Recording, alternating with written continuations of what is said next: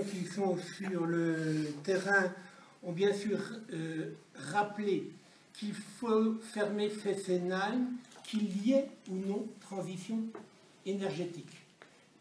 On le fait dans le même package que la transition énergétique, certes, c'est bien, mais Fessenheim doit surtout et avant tout être fermé en raison de la sécurité des populations.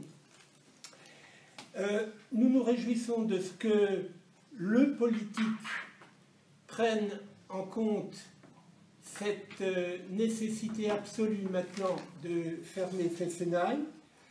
Nous sommes heureux de que ce soit les Verts qui aient initié la démarche. Nous espérons que bien d'autres politiques de quelque bord que ce soit le feront à leur tour, mais je n'en doute pas, parce que je pense que tout politique, quel qu'il soit, va bientôt comprendre que la fermeture de Fessenheim et la transition du site sera un atout pour l'Alsace.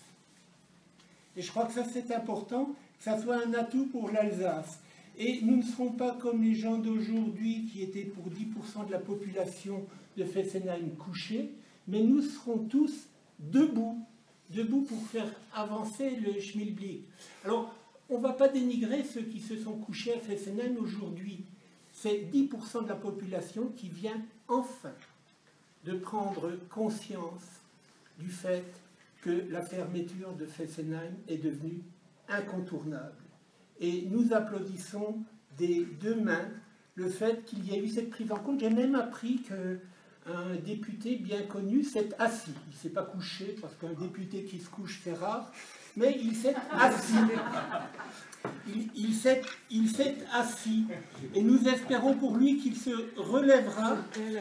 Il a dû avoir peut-être quelques difficultés à se relever, parce qu'entre-temps, il a sans doute appris que la centrale de Fessenheim est depuis 3 jours maintenant à l'arrêt pour ce qui concerne le réacteur numéro 1, et le sera pour 1 semaine encore, semble-t-il, d'après les informations que l'on a. Alors c'est le Xème arrêt fortuit, selon nous, programmé, selon EDF, de cette centrale, mais elle tombe en panne à tout bout de champ, et là, ils n'ont pas eu de chance à Fessenheim, elle était en panne aujourd'hui. C'eût été bien si les 2 réacteurs avaient été en panne simultanément, d'ailleurs, toute la population serait venue.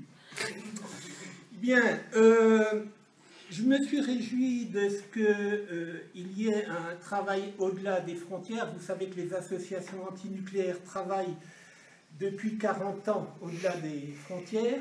Je me réjouis que maintenant les différentes instances politiques le fassent à leur tour. Nous avions fait, nous les associations, déjà en avril 2012, des propositions concrètes. On avait fait 3 propositions concrètes que nous avions transmises à l'époque au candidat François Hollande et à d'autres candidats. Il ne nous avait pas répondu. Et puis, on les a transmises au président François Hollande, c'est le même. Il ne nous a pas répondu non plus. On les a transmises à Delphine Batteau. On n'a pas eu de réponse. On les a transmises à Francis Roltangui. On n'a toujours pas eu de réponse. On les a transmises à Jean-Michel Malherba. On n'a pas davantage de réponse. Donc, nous avons fait des propositions. C'est pourtant pas le rôle des associations antinucléaires que de faire des propositions pour l'emploi. Mais on a pris, depuis l'époque, la juste mesure du fait qu'il est bien légitime que les gens sur le terrain se posent des questions pour leur beefsteak le lendemain.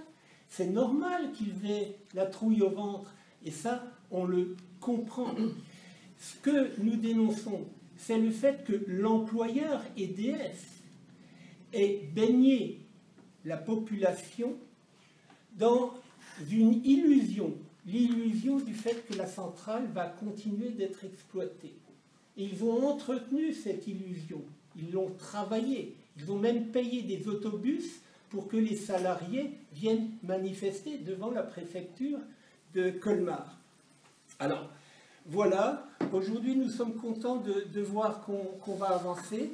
Bon, nous avons pu réaffirmer aussi qu'il n'y aura pas de problème d'approvisionnement électrique, il faut bien savoir que RTE a dit clairement, ici, dans ces murs-là, dans le cadre de Alsace, la prospective Alsace 2030, RTE a dit clairement qu'il n'y aura pas de problème d'approvisionnement énergétique.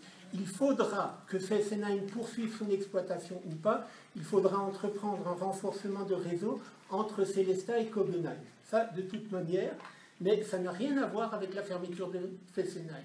De toute façon, l'année dernière, Fessenheim était à l'arrêt.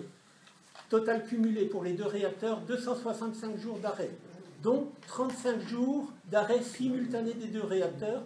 Aucun Alsacien ne s'est éclairé à la bougie. Il faudra peut-être le signaler à M. Buttner. Excusez-moi, combien simultané? Comment? Combien simultané? 35 jours simultanés. 2013. C'était pour l'année 2013. Voilà ce qu'on peut dire. Maintenant, je crois qu'il va être temps que l'on passe à la phase concrète, c'est-à-dire construire des projets effectifs. Construire des projets effectifs, mais ça, c'est aux instances politiques de prendre la question en main. Et tant que ces instances politiques étaient dans le déni, refusaient la perspective même de la fermeture de Fessenheim, elles ne pouvaient bien évidemment pas construire des projets. Il semblerait que maintenant elles aient enfin pris conscience du fait qu'on ne va pas passer à côté de cette fermeture. Donc maintenant, je fais confiance aux politiques, même aux instances locales, même aux présidents de région, même aux 2 présidents des conseils généraux, hein, et j'applaudis des 2 mains, ils vont à coup sûr passer le cap suivant, qui est de proposer des solutions concrètes pour l'emploi. Voilà. Merci.